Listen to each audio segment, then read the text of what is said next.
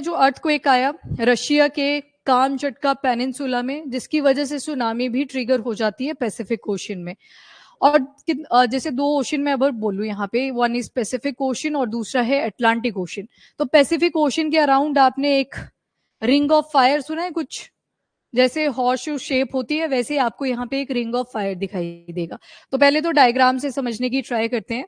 अब देखो, जब हमारी इंडियन प्लेट जाके टकराई थी यूरेशियन प्लेट के साथ, तो यहाँ पे माउंटेन रेंजेस बनी थी, ग्रेटर हिमालयन ऑल बोलते हो आप, याद है? ट्रांस हिमालय बना था, ग्रेटर हिमालय, लेसर हिमालय और शिवालिक्स बने थे। तो यहाँ पे माउंटेन रेंजेस बने।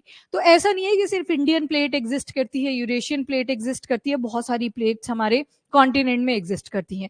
जैसे अभी यूपीएससी ने भी क्वेश्चन पूछा था और आपके हिमाचल में भी क्वेश्चन आ रखा था, वान दे फूका प्लेट पे, कोकोस आइलैंड जो कोकोस प्लेट है उसके ऊपर, एंड नास्का प्लेट। तो ये सारी क्या है, मल्टीपल प्लेट्स आपको यहाँ पे दिखाई देंगी। अब इस तरफ ध्यान देना, ये तो शीट है, पर अर्थ की शेप कैसी होती है? सर्कुलर नहीं होती, इलिप्टिकल भी नहीं होती, प्रॉपर इलिप्टिकल भी नहीं होती। इसी वजह से शेप का नाम है जियोइड। जो अर्थ की शेप होती है आपको दिखती है इलिप्टिकल, पर प्रॉपरली नहीं होती, बल्जिंग बहुत ज्यादा होती है। तो अब सुनो, वो नॉर्थ अमेरिका है और इस तरफ आपको एशियन और ये ऑस्ट्रेलियन कॉन्टिनेंट दिखेगा। अब जब मैं शीट को जोड़ दूंगी तो एक सर्कल बन जाएगा, मतलब जुड़ गई है सारी एरिया। तो यहीं से तो बना आपका रिंग ऑफ फायर, यहां से और इन एरियाज के। ठीक है, तभी तो बोला जब कामचटका पेनिनसुला में अर्थक्वेक हिट करता है और हिट करने की वजह से जो आसपास के आइलैंड्स हैं वो ट्रिगर हो जाते हैं कि यहाँ पे सुनामी आ सकती है। ठीक है, ये तो हुआ लोकेशन। अब इसको और स्पेसिफिक देखते हैं। वो देख लो कामचटका पेनिनसुला, अगर आपने फर्स्ट इमेज ध्यान से देखी हो, दिस वन।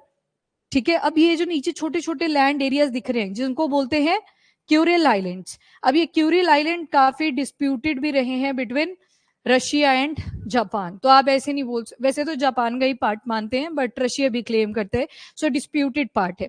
और इसी के साथ आगे देखो होकाइडो वाला पार्ट है, हॉन्शू, तो ये जापान शुरू हो जाते हैं। तो वैसे ही अब सिस्मिक वेव्स कैसे चलती हैं, जैसे आपने कभी पत्थर अगर किसी पानी के अंदर फेंका हो तो ऐसे सर्कल्स बनते हैं ना प्रॉपर, इस तरह से बनने लगते हैं। ठीक है, रिपल इफेक्ट जो होता है वैसे ही हमारा अर्थक्वेक भी पानी के अंदर ट्रिगर करता है। अर्थक्वेक इस पेनिनसुला पे आया, पर ये जो वेव्स थी ये थोड़ी इसी पेनिनसुला तक रहेंगी, आगे तक जाएंगी वो। तो इस तरह से ये रिपल इफेक्ट चला और इन एरियाज के अंदर आप बोलोगे कि सुनामी ट्रिगर हुई। ठीक है, ये लोकेशन थी जहां पे 8.8 मैग्नीट्यूड का अर्थक्वेक स्ट्राइक करा। ये लोकेशन क्लियर? अब आगे चलो थोड़ा सा, ये देख लो कामचटका पेनिनसुला, यहाँ पे क्यूरिल आइलैंड। तो ये ग्राफ की फॉर्म से बताया था उन्होंने कि क्यों इन एरियाज तक सिस्मिक वेव्स फैली, उतना स्पेसिफिक आपको नहीं करना। सिस्मोग्राफ पता है आपको? तो ये जो आपने देखी ना ऐसी वेव्स कहाँ तक जाएंगी, किसकी हेल्प से पता लगेगा? सिस्मोग्राफ। एक आपने पेपर पे देखा होगा, पिन सी, निडल सी होती है, वो ऐसे ऐसे मूव कर रही होती है, तो सिस्मोग्राफ होता है। और एक स्केल आप पढ़ते हो, रिक्टर स्केल, वो मैग्नीट्यूड हमें बताएगा।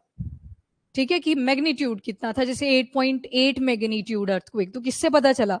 Richter scale. पूरा कहां तक फैला सिस्मिक वेव्स, तो किससे पता लगा? सिस्मोग्राफ से। अब सिस्मोग्राफ पहले लगा दिए होते हैं डिफरेंट रीजन्स पे, ऐसे थोड़ी होएगा जब अर्थक्वेक आएगा तब लगाएंगे सिस्मोग्राफ, वो पहले से डिप्लॉयड होते हैं जिन भी एरियाज में अर्थक्वेक के चांसेस रहते हैं। ठीक है, नेक्स्ट चलो। अब थोड़ा सा एक वर्ड और कॉमन आएगा, विच इज ट्रेंच। सुना है कभी आपने ट्रेंच? मरियाना ट्रेंच सुना होगा। अब पेपर में ये तो नहीं पूछेगा कि मरियाना क्या है, ट्रेंच है कि सी माउंट है, वॉल्केनो है, वो तो आपको पता है मरियाना ट्रेंच ट्रेंच है। पर ट्रेंच बनता कैसे है?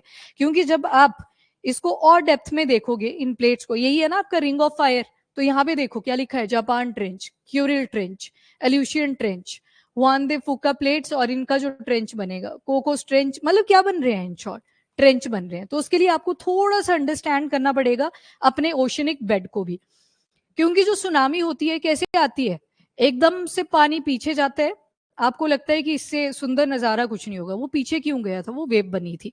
अब वो ऊंची होके आएगी प्रॉपर, और एकदम से जो कोस्टल एरियाज होंगी उनके ऊपर स्प्लैश डाउन कर जाएगी। अब देखो, this is your continental area जहां पे हम लोग रहते हैं, तो इस पे पेड़ पौधे लगा लो ताकि आपको और अंडरस्टैंडिंग रहे। अब जब भी आप किसी बीच पे गए होंगे तो ऐसे थोड़ी हुआ कि आप एकदम से पानी में गए और डूब गए, उधर नहीं होता ना, पहले आप आराम से पैदल भी चल सकते हो, फिर थोड़ी डेप्थ डिक्रीज करने लगती है, पर ऐसे भी नहीं होता कि एकदम से स्लोप आ जाता है, राइट? तो होता क्या है, आपका पहले कॉन्टिनेंट है, फिर इसकी शेल्फ बनती है। शेल्फ कैसी होती है? बिल्कुल टेबल की तरह प्लेन, मतलब पूरी प्लेन नहीं हम एज्यूम कर सकते, आइडियल कंडीशन तो नेचर में नहीं होती है।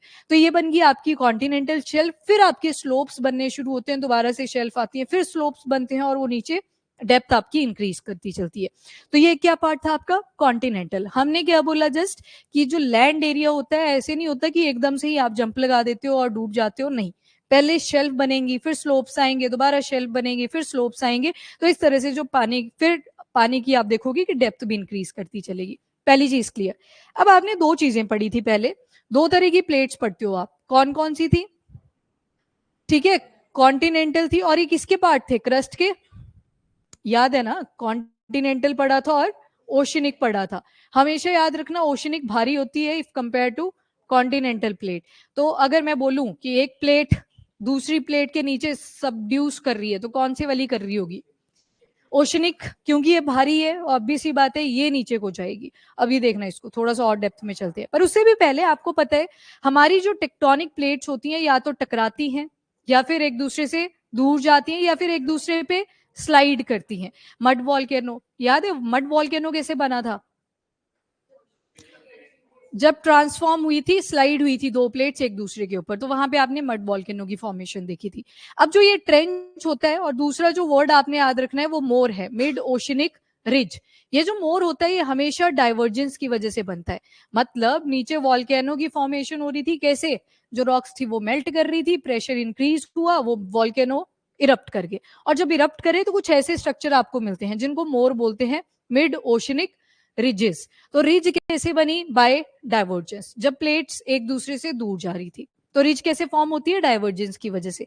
वहीं पे जो दूसरा आप सुनते हो विच इज ट्रेंच, ट्रेंच होती है डीप। ट्रेंच बनती है कन्वर्जेंस की वजह से। कन्वर्जेंस मतलब दो प्लेट्स आपस में टकरा रही हैं, और कौन सी फॉर्म में टकरा रही है यहाँ पे? तो ट्रांसफॉर्म करके, स्लाइड कर रही है। ये जो ओशनिक प्लेट है ये कॉन्टिन्यूटी में कहाँ जा रही है? आपके कॉन्टिनेंटल प्लेट के नीचे। तो वहां पे क्या बनता है? ट्रेंच। रिज और ट्रेंच के कंपैरिजन में डीप कौन हुआ? ट्रेंच। और इसी में आपने सुना होगा नीचे जाके एक पॉइंट भी आता है, चैलेंजेस डीप, वो भी मरियाना ट्रेंच में ही लाई करते हैं। तो यहाँ पे इन शॉर्ट जो आपका ट्रेंच बना ये कन्वर्जेंस की वजह से बना, और उसमें भी कन्वर्जेंस कैसी हुई? एक ही प्लेट मूव कर रही है तो उसको बोलेंगे सबडक्शन, और सबडक्शन वाला आपने देखा था कि एक ट्रांसफॉर्म फॉर्म भी होती है जहां पे प्लेट्स की स्लाइडिंग होती है। हाँ जी अभिजीत, वहां पे क्या देखा था कि हल्की फुल्की सबडक्शन हो रही थी, और सेडिमेंट जो बन रहे थे उसी में प्रेशर रेस कर रहा था, और वॉल्केनो की फॉर्म में वो निकल के आ रहा था। पानी वाला एरिया था साइड में। ये तो बिल्कुल डीप में जाके ओशनिक प्लेट और कॉन्टिनेंटल प्लेट का जहां पे बेस है वहां की बात हो रही है। तो यहाँ पे तो आपको जो वॉल्केनो भी मिले। अब बताओ, जब आप ऊपर हो तो आपको गर्मी नहीं लगेगी ना बेस से? क्रस्ट था, मेंटल था, कोर था। अब मेंटल वाले एरिया से काफी डिस्टेंस पे हो, पर आप बिल्कुल ही बेस पे पहुंच गए हो, तो ऑब्वियस सी बात है वहां पे आपको टेम्परेचर हाई मिलेगा, और जैसे जैसे पत्थर वहां पे मेल्ट करने शुरू करेंगे तो आप पर आपको वॉल्केनो इरप्शन भी मिलेंगी। और जब वॉल्केनिक इरप्शंस होती हैं आपके सी माउंट बनते हैं, गाइड्स बनते हैं, उनकी तरफ अभी नहीं जा रहे। पर ट्रेंच जो था एक पॉइंट था जो आपको पता होना चाहिए। मतलब यहाँ पे क्या हो रही है? सबडक्शन हो रही है। सबडक्शन मतलब जो ओशनिक प्लेट है वो किसके जा रही है नीचे? कॉन्टिनेंटल प्लेट के नीचे। तो अब जब भी हम बोलेंगे कि क्यूरिल प्लेट, क्यूरिल ट्रेंच है, तो ट्रेंच मतलब यहाँ पे क्या हो रही है? अगेन सबडक्शन हो रही है।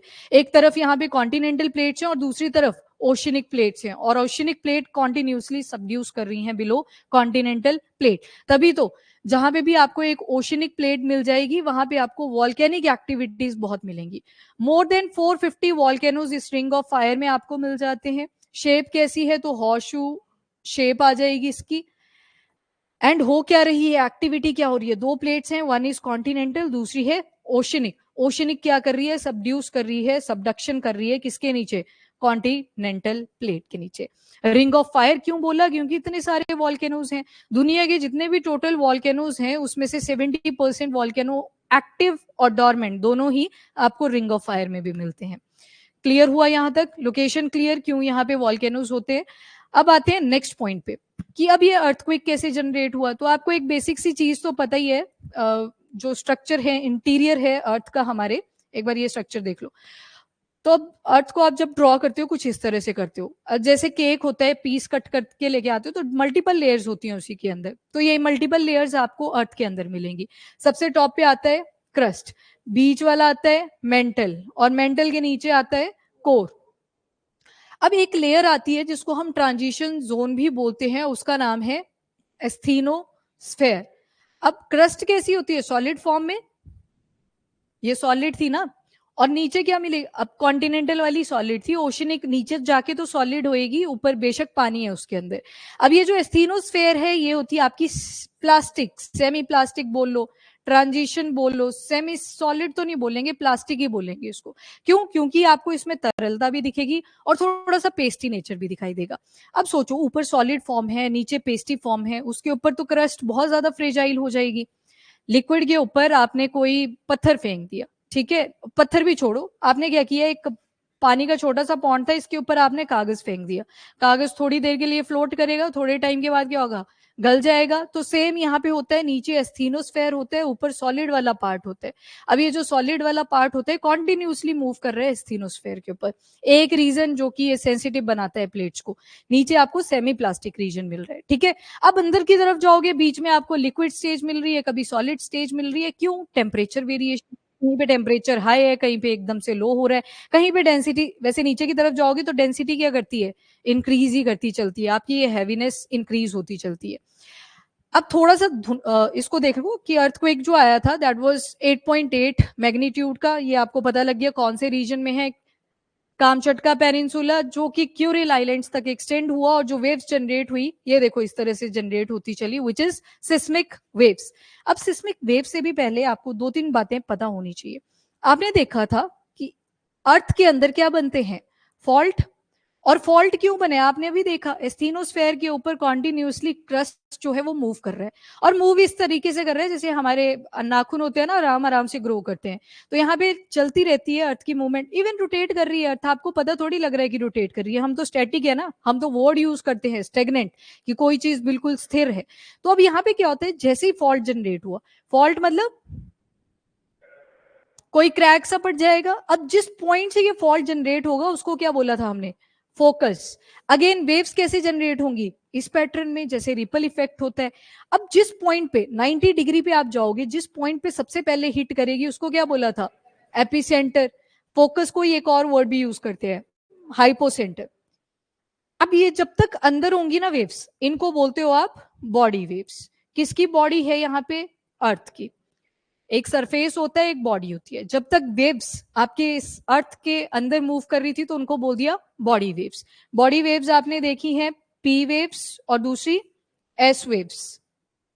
S waves. अब यहाँ पे याद रखना, जितनी फास्ट वेव होगी ना उससे डिस्ट्रक्शन उतनी कम होती है, और जितनी स्लो वेव होगी उससे डिस्ट्रक्शन उतनी ही ज्यादा रहेगी। अब ये जो पी वेव है ये सॉलिड से भी फ्लो कर लेती है, लिक्विड से भी और गैसेस से भी।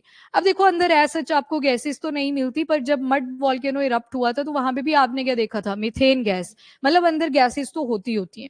तो जो पी वेव्स है, हमारा सिस्मोग्राफ पी वेव्स को फाइंड आउट कर लेता है, चाहे से सॉलिड कंडीशन है, चाहे से लिक्विड है, या फिर गैसियस स्टेज है। अब एस से याद रखना, ये सेकेंडरी वेव्स की, ये प्राइमरी हो गया आपके, ये सेकेंडरी वेव्स आ जाएंगे। S for secondary, S for solid. अब क्वेश्चन मार्क उठता है कि क्या एस्थेनोस्फेयर से एस वेव्स आपको दिखाई देंगी? तो क्या आंसर होगा? वहां पे आपको लिक्विड स्टेज भी मिल रही है, सॉलिड भी मिल रही है, जिस वजह से ट्रांजिशन ही बन जा रहा है और आपको प्लास्टिक सी कंडीशन दिखाई दे रही है, पेस्टी सी फॉर्म दिखाई दे रही है। अब बताओ, तो कहीं कहीं जगह पे सिस्मोग्राफ उसको कैचअप कर लेता है, तो मतलब जहां जहां पे सॉलिड फॉर्म ज्यादा होगी वहां पे एस वेव्स को फाइंड आउट कर लेता है, ठीक है। तो एस से याद रखना सॉलिड, और एस से ही सेकेंडरी, और एस से जो प्लास्टिक का भी सॉलिड वाला फॉर्म था वहां से कहीं कहीं जगह पे ये दिखाई देती है, अदरवाइज शेडो जोन बन जाती है। शेडो जोन कैसी हुई? जहां पे कुछ नहीं दिखाई दिया, बिल्कुल खाली दिखेगा आपको। एंड नेक्स्ट, जैसे ये वेव्स आपके सरफेस पे आएंगी, नाउ सरफेस पे ही तो सबसे ज्यादा ट्रेजेडी होगी, और दो तरह की वेव्स बनती हैं, वन इज लव वेव और दूसरी रिले वेव। अब ये जो पी वेव्स है ना, मैंने बोला इनकी स्पीड ज्यादा थी, ये ना आती रहती हैं, कभी समंदर के नीचे आएंगी, आपको पता भी नहीं चलता है, जो शिप्स चल रही होती है उनके नीचे से भी गुजर जाती हैं, पता तक नहीं चलता। पर अब आई बात सरफेस की, जिसमें आती है एक कंडीशन, लव वेव। जो डिस्ट्रक्शन कॉज होती है, आप देखते हो कि बिल्डिंग्स गिर गई हैं, वो सारी किसकी वजह से हुई? लव वेव की वजह से। याद रखना, जो लव वेव होती हैं they are horizontal in nature. Horizontal मतलब बिल्कुल सीधी चलेंगी, सरफेस के बिल्कुल पैरेलल चलेंगी। जबकि आप रेले वेव अगर देखोगे तो ये रोलिंग फॉर्म में चलती है। अब जब रोलिंग आई तो टायर कैसे घूम रहा है उसको इमेजिन करो, तो मतलब यहाँ पे आपको वर्टिकल फॉर्म भी मिलेगी और हॉरिजॉन्टल भी मिलेगी। देखी होंगी आपने वीडियोस, कई जगह पे ऐसे लगता है कि इस तरह से मूव कर रही है आपकी जो वेव्स हैं, तो बस सेम यहाँ पे रिले वेव्स का भी रहता है, R for Rayleigh, R for rolling, तो वर्टिकल एंड हॉरिजॉन्टल दोनों इसमें आएंगी। जबकि लव वेव कैसी दिखेंगी आपको, हॉरिजॉन्टल इन फॉर्म। तो ये तो कुछ जो क्वेश्चन आपके आते हैं वो इन्हीं वर्ड्स के साथ आएंगे, मैंने आपको बता दिया। अच्छा मैं 2 एग्जांपल दे देती हूँ, सुनो सुनो। नहीं नहीं नहीं नहीं, नीचे डिस्ट्रक्शंस कॉज करेगा, ऊपर नहीं करेगा। अर्थ का स्ट्रक्चर भी तो सोचो ना, आप ऐसे केक मत सोचना, अर्थ का स्ट्रक्चर सोचो, उसके हिसाब से, उसके साइज से देखना पड़ेगा। जितने ज्यादा नीचे होगा तो फॉल्ट तो यहाँ पे भी क्रिएट होगा। कहीं पी वेव तो मतलब रोज के रोज दिखने को मिलती है। अब मैंने बोला ना, रोटेट कर रहे हैं हम, हमारी अर्थ रोटेट कर रही है पर अपने को पता नहीं चल रहा। पी वेव अगर नीचे जाके जनरेट हो रही है तो सिस्मिक वेव हो सकता है ऊपर आते आते खत्म ही हो जाए। पानी में जब आपने पत्थर फेंका तो रिपल इफेक्ट आपको उसके आसपास ज्यादा दिखाई देते हैं, जैसे जैसे दूर जाते हो आपको उसकी इंटेंसिटी कम होती चलती है। ऐसे थोड़ी होता हर पूरे पॉन्ड में दिखाई देगा, पर वेव का इंपैक्ट दिखेगा पर हल्का होता जाएगा कॉर्नर तक। पर वहीं पे अगर फॉल्ट बिल्कुल ही टॉप पे जनरेट हुआ था तो देखो सिस्मिक वेव, अब जो भी आसपास की चीजें होंगी, सरफेस वेव्स होंगी, वो जनरेट हो जाएंगी। तो जहां पे सरफेस वेव जनरेट होंगी वहां पे हिट करेगा। अब 2 तरह के अर्थक्वेक होते हैं, एक को बोलते हैं रेयर और एक होते हैं जो कॉन्टिन्यूसली हो रहे हैं। अब बताओ मुझे सबसे ज्यादा कौन से होते, जो आप बोल रहे हो ना कि सरफेस वेव की वजह से डिस्ट्रक्शन हुई, बताओ वो रेयर में आएगा या फिर कॉन्टिन्यूअस में आएगा? रेयर में आएगा वो। कभी कभी सुनते हो ना ऐसे कि डिस्ट्रक्शन हुई, हर रोज नहीं सुनते। और ये 2.2 मैग्नीट्यूड, 3 मैग्नीट्यूड, ये तो चलते रहते हैं अर्थ के क्रस्ट के नीचे आप जाओगे, ये चलती रहती हैं चीजें। तो रेयर में वो आते हैं जो डिस्ट्रक्शन वाले होते हैं। ठीक है, तो ये 2 फॉर्म्स में इस पे बनती हैं। और उसके अलावा पी वेव्स और एस वेव से रिलेटेड एक और क्वेश्चन बनता है, काफी पॉपुलर सा है। साउंड जो होती है वो कैसे ट्रेवल करती है? जैसे वैक्यूम कंडीशन है, मान लो कोई पार्टिकल प्रेजेंट नहीं है हमारे एटमॉस्फेयर में, तो क्या वहां पे साउंड ट्रेवल करेगी? नहीं करती। हमेशा याद रखना, जैसे साउंड वेव होती है उसको पार्टिकल चाहिए ही चाहिए। मतलब एक पार्टिकल को धक्का मारेगी, दूसरे को, तीसरे को, चौथे को, और ये फिर न्यूट्रलाइज हो जाएंगे, दोबारा से धक्का मारेगी, न्यूट्रलाइज होंगे। मतलब आपको इसमें कुछ ऐसे पैटर्न्स दिखेंगे, जैसे मैंने बीच में डार्क ड्रॉ कर दिया और इसमें हल्का सा ये बीच में ड्रॉ। इसका मतलब है कि बीच में कंप्रेस कर रही है, आगे रिलैक्स हो रही है, कंप्रेस कर रही है, दोबारा से रिलैक्स, कंप्रेशन रिलैक्सेशन, ये आपको किसमें दिखती है? P wave. एक पार्टिकल दूसरे पार्टिकल को धक्का मारता है। वैसे आपने जिम वगैरह में देखा होगा, वो रोप सी होती है, ऐसे चलती है, देखा ये पैटर्न? तो ये जो एस वेव होती है इसका रोपिंग पैटर्न आपको दिखाई देता है। ये लॉन्गिट्यूडनल नेचर की आ जाएगी और ये लगभग ट्रांसवर्स नेचर की आ जाएगी, जो आपकी सेकेंडरी वेव होती है। अब ये थोड़े से टर्म टेक्निकल होते हैं, जब ज्योग्राफी में आप दोबारा से इस टॉपिक पढ़ोगे तो आपको इजी लगेगा अब ये। ठीक है, तो आप जो प्रेशर होगा यहाँ पे ज्यादा होगा। सोचो बहुत सारे, एक बस है, बस को इमेजिन करो, पहले 40 लोग ही बैठे थे और 40 ही सीट्स थी। अब लोग बोले कि हमको चढ़ना है क्योंकि एक ही बस जाती है अपने साइड से। अब कंडक्टर ने बोला आ जाओ, आप सारे भी आ जाओ, फिर वो बस भरने लगी। बताओ वहां पे प्रेशर बढ़ रहा है या घट रहा है? बढ़ रहा है। ठीक है, अब क्या हुआ आगे, जैसे कॉलेज आया तो कॉलेज वाले स्टूडेंट सारे निकल गए बस से। अब दोबारा से 30 कर लोग रहे उसमें जो पैसेंजर बैठे हुए थे। अब प्रेशर घटा कि बढ़ा? घट गया ना। तो बस सेम पैटर्न पे पी वेव भी चलती है, इसी वजह से इनको बोलते हैं प्रेशर वेव। बीच में प्रेशर हाई कर देगी, फिर दोबारा से रिलैक्स, दोबारा से हाई, दोबारा से लो, इस तरह से ये चलती हैं जो आपकी पी वेव्स होती हैं। ये डेली चली रहती हैं, कोई ना कोई क्रैक आता ही रहता है। किसी ने अगर ग्राउंड वाटर से जो बोरवेलिंग जिसको बोलते हैं करवाई है कभी? ठीक है, करवाइए। ऐसा हुआ कभी कि पानी नहीं आया फिर रुक ही गया? क्यों? क्योंकि नीचे लैंडस्लाइड्स होते रहते हैं, बीच में मिट्टी आ गई सारी, आपके पानी का फ्लो ही किसी और डायरेक्शन में चला गया। तो मतलब जो अर्थ का सरफेस है उसके नीचे कुछ ना कुछ एक्टिविटी चलती रहती है, जो कि अपने को पता भी नहीं लगती। पता कब चलती है? जब लव वेव की फॉर्म में वो ऊपर दिखाई देती है, जब डिस्ट्रक्शन होती है। कई बार क्या होता है, ट्रेमर फील हो जाते हैं पर कुछ गिरता नहीं है। अगेन वो भी कौन सी वेव थी? सरफेस वेव भी थी, कहीं पे तो डिस्ट्रक्शन हुआ होगा, थोड़ी बहुत चीजें नीचे नीचे गिर जाती हैं क्योंकि हॉरिजॉन्टल वेव थी, पैरेलल टू अर्थ। डन। ये terms P wave, S wave, love wave, relay wave, तो इनको याद रखना है आपने। ओके, नाउ ये भी आपको क्लियर होना चाहिए कि इस एरिया में क्यों इतनी ज्यादा वार्निंग अलर्ट करे गए हैं, क्योंकि ऑलरेडी ये सबडक्शन जोन है। और इधर तो आप अर्थक्वेक सुनते रहते हो, इंडोनेशिया, फिलीपींस, मलेशिया, हर बार मतलब हर साल आपने यहाँ पे सुना ही होता है। जबकि अपनी साइड एशिया की तरफ स्पेसिफिक आए, यहाँ पे आप कम ही सुनते हो, अनटिल और अनलेस कोई ह्यूमन एक्टिविटी ना हो रही हो, उसके बाद जरूर अर्थक्वेक आता है। जैसे उत्तराखंड का एग्जाम्पल उठा लो, जब टनल प्रोजेक्ट वहां पे चला तो अंडरग्राउंड बम्बार्डिंग करनी पड़ती है। उसके बाद क्या हुआ था, अर्थक्वेक आया और जो होटल्स वगैरह बने हुए थे उस रास्ते में, उन सभी में क्रैक्स आ जाते हैं और उनको इवैक्यूएट करना पड़ता है। तो वहां पे क्या हुआ, ह्यूमन इंड्यूस्ड ठीक है, आप डेवलपमेंट कर रहे थे पर आपने इतनी ज्यादा बॉम्बार्डमेंट एक फ्रेजाइल एरिया में करवाई जिसकी वजह से क्रैक पड़ गए नीचे के एरियाज में। तो अर्थक्वेक कैसे इंड्यूस हुआ वहां पे? ह्यूमन एक्टिविटी की वजह से। बाकी अर्थ के अंदर तो चल ही रही है एक्टिविटीज। डन। और जो क्योंकि कॉन्टिन्यूअस सबडक्शन है, आपकी जो ओशनिक प्लेट है जहां पे आप रह रहे हो उस प्लेट के नीचे जाए जा रही है, ट्रांसफॉर्मिंग कॉन्टिन्यूअसली चली है। तभी वॉल्केनिक एक्टिविटीज देख लो, लैंडस्लाइडिंग देख लो, अर्थक्वेक्स देख लो, आपको इस जोन में मिलते ही मिलते हैं। रिंग ऑफ फायर वॉल्केनो सबसे ज्यादा है, और वॉल्केनो के लिए एक कंडीशन रहती है कि एक ओशनिक प्लेट तो होनी चाहिए, तभी तो सबडक्शन होगा। ठीक है, कॉन्टिनेंटल कॉन्टिनेंटल होंगी वो तो टकराएंगी, वहां पे पहाड़ी की फॉर्मेशन हो जाएगी। अब देखो हिमालयस, हिमालयस का आपने सुना होगा कि इनकी हाइट बढ़ी रही है, सुना है सभी ने, पर आपको पता लग रहा है? नहीं लग रहा है। कोलिजन कॉन्टिन्यूसली हो रहा है, डेली हो रहा है, आपको पता तक नहीं लग रहा है। ठीक है, तो जो कन्वर्जेंस वाला क्राइटेरिया है उसका हमें उतना पता नहीं लगता, पर जब बात आती है डाइवर्जेंस की उसका ज्यादा पता लगता है। ट्रांसफॉर्म की तो और ज्यादा पता लग रही है, वहां पे तो वॉल्केनोज बन जा रहे हैं, अर्थक्वेक्स आ रहे हैं एंड ऑल, ये सारी चीजें चल रही हैं। डन, चले आगे थोड़ा सा। अब बस रीड ही करना है। तो सबसे पहले अर्थक्वेक जनरेट कैसे होते हैं? तो टेक्टोनिक प्लेट की मूवमेंट होती है, उसी की वजह से अर्थक्वेक जनरेट होते हैं।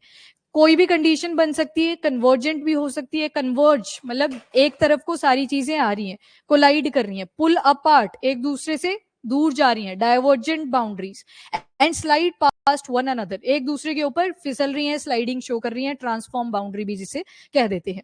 तो ये देखो यहाँ पे कंपेयर करा हुआ है आपके फिंगर नेल्स के साथ, कि जैसे आराम आराम से ग्रो करते हैं पर आपको पता नहीं लगता, जिस दिन ज्यादा बढ़ जाते हैं तब पता लगते हैं कि ये बढ़ गए हैं।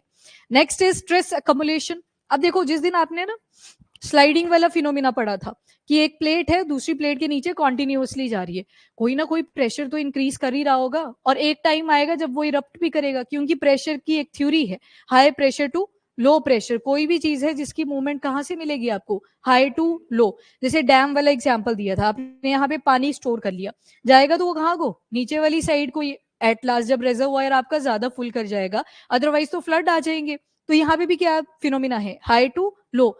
जैसे आपने अगरबत्ती जलाई एक कमरे के अंदर, थोड़ी देर के बाद दूसरे कमरे में भी उसकी खुशबू आती है, क्यों? High concentration to low concentration.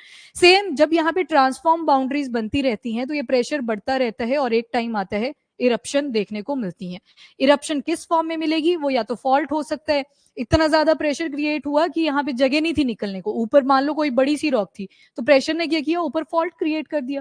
Fault create हुआ, आपको पता है, अब फोकस आ चुका है, हाइपोसेंटर आ चुका है, एपिसेंटर बनेगा ही बनेगा। एपिसेंटर वो पॉइंट होगा जब सबसे पहले अर्थक्वेक की सिस्मिक वेव्स फील होंगी 90 डिग्री पे सरफेस के ऊपर, that point is epicentre.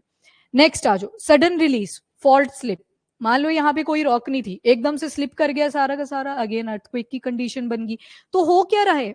Tectonic plate की मूवमेंट हो रही है, सबसे ज्यादा कहां पे इंपैक्ट कर रही है? जहां पे सबडक्शन हो रही है, मतलब स्लाइडिंग हो रही है दो प्लेट्स की, यहाँ पे प्रेशर क्रिएट हो रहा है। अब इस प्रेशर को बाहर निकलने के लिए भी रास्ता चाहिए, और जब वो नहीं मिल रहा तो या तो फॉल्ट क्रिएट होंगे, या तो मिल गया तो एकदम से सारा का सारा प्रेशर बाहर की तरफ निकल जाएगा। वॉल्केनो की फॉर्म में भी हो सकता है, अर्थक्वेक की फॉर्म में भी हो सकता है।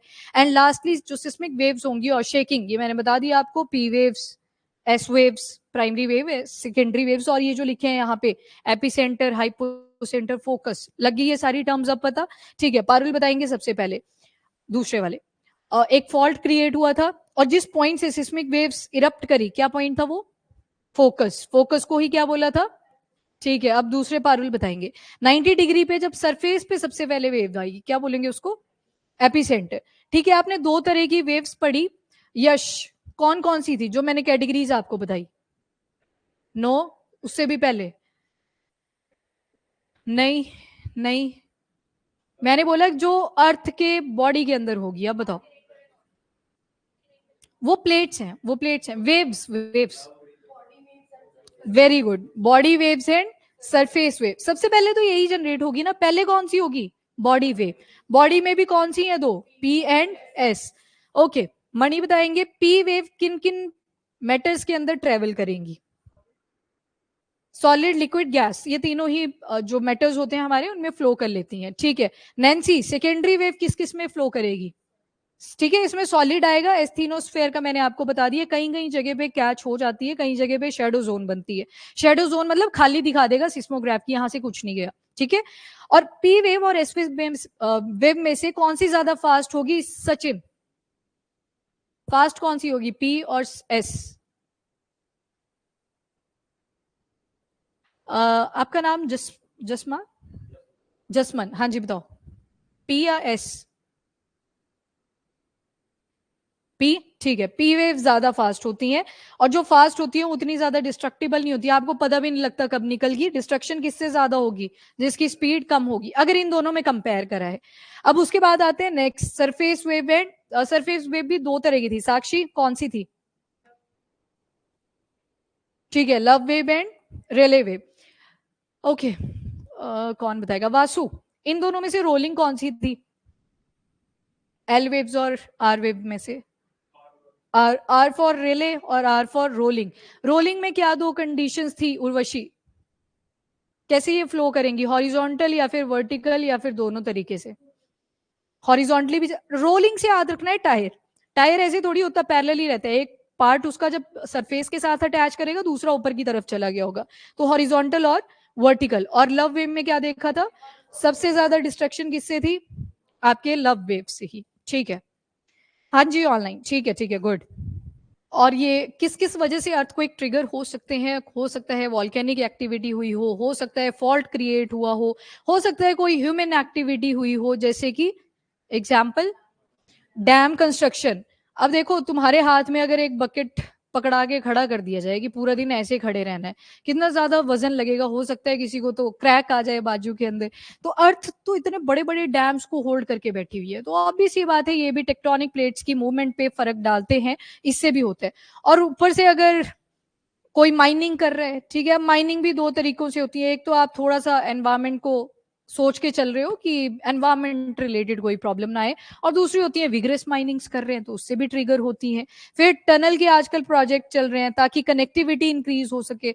अब कनेक्टिविटी भी ज्यादा इंपॉर्टेंट है, पर वहीं पे आप हिमाचल वाला हाईवे देखना, वो पहाड़ी बीच से तोड़ी थी, तो वो पहाड़ी ऐसे हो चुकी है कि मेरे को बीच से तोड़ा कैसे, वो गिरे ही जा रही है, मतलब हाईवे के ऊपर गिरे ही जा रही है, तो बीच बीच में स्लाइडिंग्स हो रही हैं, लैंड स्लाइडिंग्स, तो वो रिमूव करनी पड़ रही है। और इवन वहां से ना फ्रेश वाटर के इतने अच्छे स्प्रिंग्स भी निकले हुए थे जब वो टनल्स बनाई की, तो बीच से पानी का फ्लो चला होता है इन पहाड़ियों के, राइट। तो टनल जब आपने बनाई तो वहां पे आपको हैवी बॉम्बार्डमेंट करनी पड़ेगी, उन बॉम्बार्डमेंट से भी क्या होता है, आपकी टेक्टोनिक प्लेट्स हिट करती हैं। और ऊपर से हिमालयन रेंजेस में सबसे बड़ी दिक्कत क्या है, सबसे यंग माउंटेन रेंजेस किसको बोलते हैं, हिमालयन माउंटेन रेंजेस को ही। और ऊपर से वहां पे कन्वर्जेंस हो रही है, और कन्वर्जेंस डेली हो रही है, हर सेकंड हो रही है, हर मिनट पे हो रही है। आप ऐसे नहीं सोचोगे कि अभी होगी हम देख लेंगे हाइट इंक्रीज होते हुए, नहीं, वो हर सेकंड पे हो रही है, ठीक है। तो इससे और ज्यादा इम्पैक्ट पड़ते हैं, जिस वजह से ये अर्थक्वेक ट्रिगर होते हैं। ओके, नेक्स्ट चलो सुनामी के ऊपर आते हैं। अब सुनामी आप सभी ने देखी होगी, एकदम से क्या होता है, जो आपकी कोस्टल रेंजेस होती हैं वहां पे पानी का बहाव जो होता है वो पीछे को हटता है और एकदम से फिर इस फॉर्म में आता है, स्प्लैश की फॉर्म में आता है, दैट इज सुनामी। कौन ट्रिगर करेगा, अगेन वॉल्केनो ट्रिगर कर सकते हैं, अर्थक्वेक ट्रिगर कर सकते हैं। अब क्या होता है, यहाँ पे लॉन्ग वेव्स बनेंगी, और किस वजह से होंगी, डिस्प्लेसमेंट ऑफ वाटर। अब इसको कैसे समझोगे आप, एक डायग्राम देखो इसके लिए, ये वाला कॉन्टिनेंटल शेल्फ वाला पॉइंट क्लियर है सभी को, जहां पे हमने क्या देखा कि एकदम से आप नीचे नहीं जाते डेप्थ में, थोड़ा थोड़ा ऐसे शेल्फ बनेंगे, स्लोप्स आएंगे, शेल्फ बनेंगे, स्लोप्स आएंगे। अब जब तो मान लो इस पॉइंट के ऊपर यहां से सिस्मिक वेव्स जनरेट हुई कुछ इस तरह से, ठीक है। अब यहाँ पे ओशनिक प्लेट है, मतलब पानी भरा होगा ऊपर की तरफ। अब जब ये वेव जनरेट हुई तो आपका जो पानी था वो ऐसे ऐसे मूव करने लगा वेव पैटर्न के अंदर। अब हुआ क्या एकदम से, जिस, अब ध्यान रखना, अब मैं एपिसेंटर वो सारे पॉइंट्स नहीं बोलूंगी, अब पानी के साथ इसको हम कंपेयर करेंगे। अब एकदम से क्या होगा, आपकी इन्फ्लुएंस, ग्रेविटी का इन्फ्लुएंस भी रहेगा, पानी पहले आराम से वेव्स बना रहा था इतने। ये बताओ पहले तो मुझे, कौन कौन देख के आया है बीच वाला एरिया, जिन्होंने देखा है, बहुत कम है। पानी का फ्लो देखा है कोस्टल एरियाज के पास में, उत्तराखंड में देखा होगा, बीच नहीं देखा, अगर देखा हुआ है कैसे आता है वहां पे पानी, टाइड्स की फॉर्म में, कुछ ऐसे आगे जाता है फिर दोबारा से पीछे हटता है। सेम यहाँ पे भी फ्लो था। अब यहाँ पे पानी क्या है, डीप है, डेप्थ ज्यादा है, पानी का वॉल्यूम ज्यादा है। अब जैसे जैसे आप लैंड की तरफ आना शुरू करोगे, अब हाइट क्या कर रही है, कॉन्टिनेंट की इंक्रीज कर रही है और ओशनिक बेड की घटती चल रही है। अब ट्रिगर यहाँ पे हुआ है आपका अर्थक्वेक, अर्थक्वेक ट्रिगर हुआ है यहाँ पे, या वॉल्केनो ट्रिगर कर गया है इसको, जो भी कंडीशन हो सकती है। अब जैसे ये वेव पैटर्न बने, अब जैसे जैसे आगे आएंगे ना, तो पहले देखो डिस्टेंस ज्यादा था वेव्स के बीच में, यहाँ पे ज्यादा था, क्यों, क्योंकि पानी की डेप्थ ज्यादा थी। बट जैसे आप कॉन्टिनेंट के पास पहुंचे, अब जगह कम है, ओशनिक बेड कम हो चुका है, और आपकी जो वेव्स हैं वो ज्यादा जनरेट हो रही हैं, डिस्टेंस घट गया है, और पानी का जो लेवल है वो ऊपर की तरफ जाता जा रहा है। यहाँ पे वेव्स की हाइट कम थी, यहाँ पे देखोगे तो हाइट बढ़ती जाएगी। यहाँ पे वेव्स की स्पीड ज्यादा थी, यहाँ पे घटती जाएगी जो स्पीड होगी। फिर जैसे कॉन्टिनेंट के साथ हिट कर गए, ये वेव पैटर्न तो चलता ही जा रहा है क्योंकि वेव्स आपकी बन चुकी है।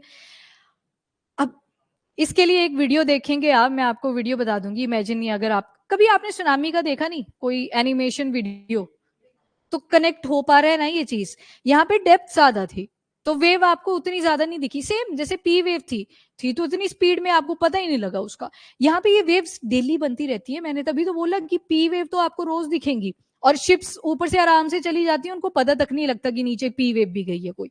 तो यहाँ पे पानी का लेवल ज्यादा था, वॉल्यूम ज्यादा था, जगह बहुत ज्यादा थी, तो वेव का उतना ज्यादा इन्फ्लुएंस नहीं था। पर अब ये ट्रिगर हुआ है, वहां पे लैंड मास आ चुका है। जैसे जैसे लैंड मास आएगा आप कॉन्टिनेंट के पास पहुंच चुके हो, मतलब आपके पास डेप्थ नहीं है। तो वो जो वेव पहले इतने सारे एरिया में बन रही थी उसके लिए अब एरिया घट चुका है। तो इसी वजह से क्या हुआ, इतना सारा पानी था, अब इसको जगह भी तो बनानी है यहाँ पे। अब जगह जब बनाएगा तो ये क्या बनेगा, एक ऊंची हाइट का फीट्स में चली जाएगी हाइट, और उसी की वजह से आएगी सुनामी। तो फ्लड तो डिफरेंट होते हैं। फ्लड क्या हुआ, वॉल्यूम इंक्रीज कर गया था और टाइड नॉर्मल है, वहां पे अर्थ को एक ट्रिगर नहीं हुआ था, पानी का लेवल बढ़ा था। यहाँ पे क्या हुआ, डेप्थ घटती गई और एक टाइम आया कि पानी को जगह नहीं मिल रही है, तो वो अब स्प्लैश की फॉर्म में आएगा। एकदम से जो आपके बीचेस होते हैं, पानी पीछे को जाता है और ऐसे लगता है जैसे बहुत अच्छा नजारा है, मूवीज में भी दिखाया जाता है ये, और फिर एकदम से स्प्लैश आता है पानी का। क्यों, क्योंकि वेव पैटर्न पीछे बन रखे थे। कॉन्टिनेंट की हाइट पे आ चुके हैं हम, लैंड मास पे पहुंच चुके हैं, ओशियनिक बेड पीछे रह गया है, तो इस वजह से स्प्लैशेस आपको देखने को मिलते हैं।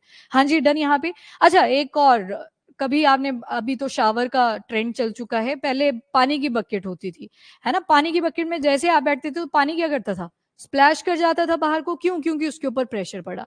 अभी जैसे रिपल इफेक्ट आपने पढ़ा, कोई पत्थर मारा, अब यहाँ पे छोटा सा एरिया सोचना जहां पे पानी बाहर स्प्लैश कर सके, पत्थर मारा, रिपल इफेक्ट क्रिएट हुआ, पर बाहर वाला पानी क्या हुआ, बाहर निकल के आएगा। सेम यहाँ पे चलती हैं, जो वेव फॉर्म्स होती हैं बाहर को स्प्लैश करती हुई आती है। अब ये ओशनिक लेवल पे है, तो थोड़ी इमेजिनेशन ब्रॉड करो, ओशन लेवल पे। ये बकेट का एग्जाम्पल था जो डेली आप देखते हो। इवन बकेट को आपने कभी धक्का मारा होगा, पानी से भर गई वो, आप धक्का मार रहे हो उसको कि आगे चली जाए, क्या होता है, स्प्लैश करते हैं ना, रुकता थोड़ी है एक जगह पे। क्यों, क्योंकि आपने प्रेशर में डिस्टर्बेंस क्रिएट करी। तो उसके लिए अर्थक्वेक ही था एक तरह से, वाटर की जो बकेट थी उसके लिए। थोड़ा सा समझ आया अब कि कैसे ये सीरीज बनती है। डन। चलो थोड़ा सा आगे चलते हैं। और कौन से एरिया में हुआ है, तो रिंग ऑफ फायर में तो ये चीज चलती रहती है, तभी आप कभी सुनामी रिलेटेड प्रॉब्लम, कभी अर्थक्वेक, कभी वॉल्केनो सुनते ही रहते हो। नेक्स्ट आ जाओ, कॉन्सिक्वेंसेस क्या क्या हो सकते हैं सुनामी के। अच्छा, क्या सुनामी को रोका जा सकता है, नहीं रोका जा सकता, नेचर है, इसको आप नहीं रोक सकते, पर उसकी मिटिगेशन जरूर कर सकते हो। अब अलर्ट भी एकदम से ही आता है कि अर्थक्वेक ट्रिगर हुआ है, अब सुनामी पक्का है, कोस्टल एरिया से इवैक्यूएशन कर दो। पर रोकेंगे कैसे जब पानी आ जाएगा, नहीं हो पाता। यहाँ पे आपको मिटिगेशन पे ज्यादा फोकस करना पड़ता है कि जब सुनामी आ जाएगी तो कैसे मैक्सिमम रेस्क्यू हम कर सकें, तो उस चीज पे फोकस करते हैं। बाकी जो हाइट वाले एरिया होते हैं वहां पे भी ले जाते हैं लोगों को ताकि सेफ रहें। अल्टीमेटली आपको नहीं पता होता कि सुनामी किस लेवल की आएगी। ठीक है, तो अब देख लेते हैं सबसे पहले क्या कॉन्सिक्वेंसेज है। तो सोशियो इकोनॉमिक डिस्ट्रक्शन होती है, दैट इज प्रॉपर्टी, सबसे इंपॉर्टेंट प्रॉपर्टी डैमेज होती है। इवन फ्लड्स भी आते हैं, जैसे मंडी में आपने देखा होगा, हिमाचल प्रदेश, घर ही निकल गए, लग ही नहीं रहा है आज के टाइम पे वहां पे कोई घर भी था। ठीक है, तो प्रॉपर्टी डैमेज तो होता है। लाइव्स और लाइवलीहुड ये भी खत्म होता है इंडीड। अब देखो, जब सुनामी का अलार्म लग जाता है ना, या फ्लड्स का अलार्म लग जाता है, तो जो फिशरमैन होते हैं उनको बोल दिया जाता है कि वापस आ जाना है, कोस्टल एरियाज में नहीं जाओगे। तो लाइवलीहुड तो वैसे भी इम्पैक्ट हुआ। Environmental, mangroves. अच्छा देखो, ये मैंग्रोव्स के ऊपर ये ह्यूमन के पर्सपेक्टिव से आएगा। कैसे, हम क्या कर रहे हैं, डेवलपमेंट के पर्पज से इन चीजों को रिमूव कर रहे हैं, जबकि मैंग्रोव्स के अंदर टेंडेंसी होती है इन वेव्स को एब्जॉर्ब करने की। एब्जॉर्ब समझ के ना, मतलब जो ह्यूमन सेटलमेंट्स को हिट कर सकती थी, वो मैंग्रोव्स ने ही उस शॉक को एब्जॉर्ब कर लिया। तो ये तो ज्यादा से ज्यादा लगाने चाहिए अपने को, जहां पे भी पानी वाले एरिया हैं। अब इससे ये भी नहीं होगा कि सेडिमेंट्स इंक्रीज कर जाएंगे, ये ग्रो ही वैसी एरिया पे करते हैं जहां पे सॉल्टी कंडीशन होती है ऑलरेडी। एंड नेक्स्ट आगे, कोरल रीफ। कोरल रीफ कैसे होते हैं, रंग बिरंगे होते हैं, कलरफुल, और बिल्कुल आपको ओशन बेड के ऊपर देखने को मिलते हैं। देखे किसी ने यहाँ पे वीडियोस के अलावा रियलिटी में। टूरिज्म के लिए बहुत ज्यादा इंपॉर्टेंट होते हैं। सी डाइविंग सुनी होगी आपने, की डाइविंग करी मैंने और वो कोरल रीफ्स देखे, तो पहले थे कलरफुल। अब क्या हुआ है, पॉल्यूशन जब से इंक्रीज कर रहा है ना, यहाँ पे दो लोग बैठे होते हैं, कौन कौन थे, कौन कौन होते थे, बताओ। आपने तो पढ़ा था, नहीं आ रहा याद, ठीक है। यहाँ पे मान लो 2 पर्सन है, पर्सन 1 पर्सन 2, एक यहाँ पे बैठी होती है एल्गी, ठीक है, और दूसरे होते हैं आपके जूजेंथेली। ये एक दूसरे के साथ रहते हैं। एक एल्गी जो होती है बोलती खाना वगैरह प्रोवाइड कर दूंगी, ठीक है, कलर भी प्रोवाइड कर दूंगी, बस तुम मेरे को शेल्टर प्रोवाइड कर दो। मतलब इन दोनों की एसोसिएशन बहुत ज्यादा जरूरी है आपके कोरल्स के सर्वाइवल के लिए। अब हुआ क्या, जब पॉल्यूशन इंक्रीज हुआ, जूजेंथेली नाराज हो चुकी है, वो बोलती नहीं मेरे को तो नहीं रुकना यहाँ पे। अब अकेली रहेगी यहाँ पे हमारी एल्गी, रुको एक वर्ड गलत बोल दिया आई थिंक मैंने, जूजेंथेली एंड पॉलिपियस, पॉलिप बोलना था, पॉलिप्स थे। ये जो कलरफुल सब्सटेंसेस थे, 2 लोग हैं यहाँ पे, वन इज एल्गी। एल्गी कौन सी है, जूजेंथेली वाली, खाना वगैरह यही बनाएगी, सारा काम यही करेगी। पॉलिप क्या करेंगे, शेल्टर प्रोवाइड कर देंगे, शेल्टर, ये शेल्टर प्रोवाइड कर रहे हैं। एल्गी क्या प्रोवाइड कर रही है, फूड एंड कलर, ठीक है। तो सुंदर जो लगते हैं वो किसकी वजह से लग रहे हैं, जूजेंथेली की वजह से, जो कि एक एल्गी है। शैवाल देखा है सभी ने, ग्रीन कलर का आ जाता है पानी के ऊपर, बस वैसे ही डीप वाटर में आप देखोगे तो जूजेंथेली होती है वहां पे। तो एक खाना और कलर किसने प्रोवाइड करा था, एल्गी ने। अब पॉलिप क्या कर रहा था, सिर्फ शेल्टर प्रोवाइड कर रहा था। ऐसी शेप्स बनी होती हैं इनकी, बड़े सुंदर लगते हैं देखने में। पॉल्यूशन जब इंक्रीज करा, आप सुनते हो कि पानी का जो टेम्परेचर है, डीप जाओगे तो वहां पे लो होता है कंपेयर टू अपर एरियाज। क्यों, क्योंकि ऊपर सनलाइट का कनेक्शन रहता है। तो उस वजह से क्या हुआ, टेम्परेचर इंक्रीज कर रहा है। अब ये एल्गी इस पॉलिप को छोड़ के जा रही है कि यहाँ पे तो एनवायरमेंटल कंडीशन नहीं बची है, ठीक, मैं यहाँ पे सर्वाइव नहीं कर सकती। तो ये जो कलर था ये भी चला गया एल्गी के साथ। और आज के टाइम पे इन पॉलिप्स को आप देखोगे किस कलर में कन्वर्ट हो रहे हैं, व्हाइट कलर में। और इसी प्रोसेस को बोलते हैं coral leaching. Coral leaching very important word, ये आपके यूपीएससी मेंस में पूछा हुआ था, कोरल लीचिंग इसको बोलते हैं। हाँ, सिम्बायोटिक रिलेशन हुआ जहां पे दोनों को बेनिफिट हो रहा था एक दूसरे की वजह से, सिम्बायोटिक रिलेशन, समझ गए कोरल रीफ का। तो ये भी अगेन जो जितनी भी वेव्स आपकी जनरेट होती है उनको एब्सॉर्ब कर लेते हैं, तो ये तो अपने लिए बेनिफिशियल ही है। तो यहाँ पे अपने को भी कंट्रोल करना पड़ेगा कि ये जो पॉल्यूशन हम क्रिएट कर रहे हैं, सबसे ज्यादा पॉल्यूशन कौन सा है, डीप सी माइनिंग। अब हम क्या सोच रहे हैं कि सी बेड पे जाते हैं, वहां पे देखते हैं कोई मिनरल मिल जाता है, और वहां पे भी माइनिंग शुरू कर दी हुई है। अब वो माइनिंग शुरू हुई है ओशनिक बेड के ऊपर। अब जब आप ओशनिक बेड के ऊपर चले गए हो डायरेक्टली, नीचे क्या है, एस्थीनोस्फेयर आपका शुरू हो रहा है, मेंटल शुरू हो रही है, आप तो और नियर बाय प्रॉक्सिमिटी में आ चुके हो। तो इससे और ज्यादा नेगेटिव इंपैक्ट्स देखने को मिलेंगे। एंड और क्या क्या हो सकते हैं, तो बाकी जितनी भी सर्विसेज होती हैं, जो डेली लाइफ चल रही थी अपनी, वो इम्पैक्ट होती है। साइकोलॉजिकल स्ट्रेस अलग से होता है, ये ह्यूमन के कंसर्न में लिखा हुआ है। डन। ह्यूमन एनिमल्स भी इसमें आते हैं। आपको पता है बहुत सारे एलिफेंट अपनी मूवमेंट शो करते हैं जब ऐसा कोई अर्थक्वेक ट्रिगर होना होता है, तो एनिमल की मूवमेंट से पता लगता है। स्नेक्स होते हैं, स्नेक्स पहले जमीन के नीचे रहते हैं, आपको पता है होलो करा होता है उन्होंने, और उसके बाद जैसे उनको लगता है ना कि अर्थक्वेक ट्रिगर होने वाला है, वो बाहर एकदम से मास मूवमेंट होती है, मतलब सांप ही सांप दिखाई देंगे आपको एक जगह पे। वैसे फिश शोलिंग करती हैं, शोलिंग तो करती हैं, जैसे सीजनल होती है, कईयों को ब्रीडिंग करने के लिए फ्रेश वाटर में आना होता है, पर जब सीजन नहीं होता और अर्थ को एक ट्रिगर होना होता है, वो सरफेस के ऊपर आ जाती है। अभी आप देख रहे होंगे वीडियोस भी कि काफी सारी वेल्स कोस्टल एरियाज के पास में आ चुकी है। क्यों, क्योंकि उनको पता है कि कुछ तो मिसहैपनिंग होनी है, तो उसी के बेसिस पे एनालिसिस लगाई जा रही है कि समथिंग बिग कैन हैपन, ठीक है। और टेम्परेचर चेंज हो ही चुका है, अपने को पता है, क्लाइमेट चेंज हो चुका है, वो भी अपने को पता है, पर एफर्ट्स कुछ नहीं है। हाँ, तो मतलब वही है ना, पहले डोरमेंट था, ठीक है। अब डोरमेंट का क्या मतलब था, सोया हुआ था, आपको नहीं पता होता ये वॉल्केनो कब जाके एरिप्ट करेगा। तो मतलब ऐसे सर्कमस्टांसेस हो सकते हैं जिनके बारे में आपने नहीं सोचा हुआ था, ठीक है। चलो जी, ये थी आपकी सुनामी से रिलेटेड। और सुनामी के लिए हमारा जो नेशनल डिजास्टर मैनेजमेंट अथॉरिटी है, उन्होंने क्या क्या गाइडलाइंस दिए हुए हैं। तो सबसे पहले तो जैसे आप शेड्यूल 7 पढ़ते हो ना, centre state and local government, वैसे इन्होंने भी क्या करा है, जो डिजास्टर मैनेजमेंट अथॉरिटी है उसको एक चेन में डिवाइड करा है। मतलब जो अनाउंसमेंट होंगी वो कहाँ से होंगी, नेशनल डिजास्टर मैनेजमेंट अथॉरिटी हमारी सेंटर आएगी यहाँ पे। उसके बाद सारी स्टेट्स के अंदर मिटिगेशन के लिए गाइडलाइंस कौन प्रोवाइड करेगा, स्टेट रिस्पेक्टिव, आंध्र प्रदेश है, केरला है, हिमाचल है, वो स्टेट्स प्रोवाइड करेंगी। तो ये स्टेट लेवल पे आएंगी। और इसको भी फिर बाइफर्केट करा हुआ है डिस्ट्रिक्ट लेवल पे।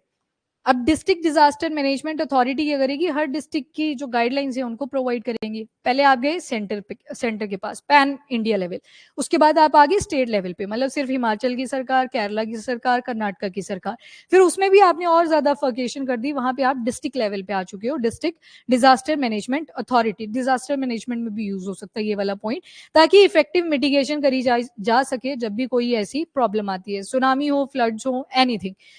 मेन फोकस कहाँ पे करते हैं, प्रिपेयर्डनेस के ऊपर, कि जब भी ऐसी कोई हैपनिंग हो रही है तो आप लोगों को पहले तो इवैक्यूएट करें। और जो भी आपने टीम्स बनाई होती हैं इसमें एनजीओस भी इन्वॉल्व होते हैं। जैसे एक एग्जांपल दे रखा है, आगे चल के आगे बताती हूँ, उसको स्टेट्स का है, उससे पहले ये देख लो। इस तरह से डिस्ट्रिक्ट डिजास्टर मैनेजमेंट जो अथॉरिटी है उनको भी फर्दर डिवाइड कर दिया जाता है, फर्दर कमेटीज में ऑपरेशन रूम बनाए जाते हैं, ताकि जो सैटेलाइट का डेटा है वो अपने पास रिट्रीव होता रहे। एक रिसेंट अभी आपने पढ़ा निसार, उसका भी तो यही पर्पस है इन्हीं चीजों को स्टडी करने का, तो वो सारा डेटा यहाँ पे हमें मिलता रहता है। और इवन विलेज लेवल के ऊपर भी कमेटीज बनी होती हैं, और यहाँ पे अर्ली वार्निंग सब ग्रुप्स बनाए हुए हैं जो फटाफट से अनाउंस करेंगे। अब तो डिजिटलाइजेशन हो चुकी है तो उसका अपने को प्लस पॉइंट है। मेडिकल फर्स्ट एड ग्रुप्स हो गए, ये सारी चीजें प्रोवाइड करेंगे जब भी ऐसी सिचुएशन आएगी। सर्च एंड रेस्क्यू ऑपरेशन चलेंगे, ऑब्वियस सी बात है आप प्रिपेयर हो ही नहीं सकते 100%, लॉसेस तो होने ही है उस केस में। एंड विलेज टास्क फोर्सेस बनाई जाएंगी, जैसे मान लो फ्लड प्रॉन एरिया है तो वहां पे स्विमिंग वगैरह इंटेंसिव तरीके से सिखाई जाएगी। सिखाई नहीं जाएगी, आप दूसरे को कैसे बचाओगे वो भी यहाँ पे बताया जाएगा। कोऑर्डिनेटिंग ग्रुप, मतलब कोऑर्डिनेशन बना रहे, जैसे किसी को बचाया तो उसको फर्स्ट एड भी तो चाहिए होगी, तो ऊपर वाले ग्रुप के साथ कोऑर्डिनेशन बनाए रखना है। तो इस तरह से ये अपनी जो डिजास्टर मैनेजमेंट अथॉरिटी है वर्क करती है। सेंटर से शुरू हुए, स्टेट पे गए, स्टेट से डिस्ट्रिक्ट लेवल्स पे हमने कन्वर्ट करा। और लोकल अथॉरिटी कम्युनिटी में मिलिट्री, पुलिस, वो तो आएंगे, जो गवर्नमेंट ऑफिशियल हैं वो तो फर्स्ट लाइन पे आएंगे, प्राइवेट सेक्टर, एनजीओ, आपकी बिजनेस कम्युनिटीज, ये सब आएंगे इस केस में। डन।